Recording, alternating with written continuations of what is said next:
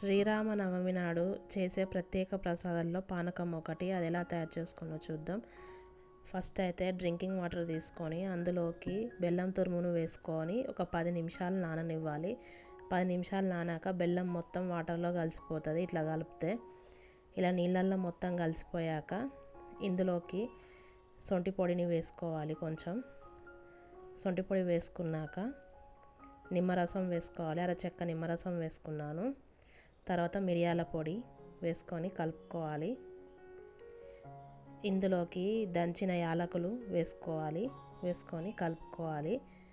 ఇట్లా కలుపుకున్నాక పచ్చకర్పూరం కొద్దిగా నలిపి వేసుకోవాలి. ఎక్కువగా వేసుకోవద్దు, కొద్దిగా వేసుకుంటే సరిపోతుంది.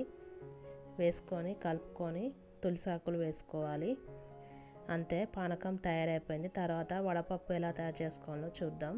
నెక్స్ట్ది పెసరపప్పుని 3-4 సార్లు శుభ్రంగా కడుక్కొని ఒక 15 నిమిషాలు మంచినీళ్ళు పోసుకొని పక్కన పెట్టుకోవాలి. 15 నిమిషాలల్లో పప్పు అనేది మంచిగా నానిపోతుంది.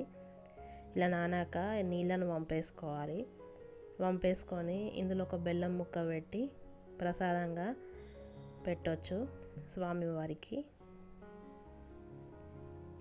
అంతే, ఎంతో సింపుల్గా వడపప్పు తయారైపోయింది.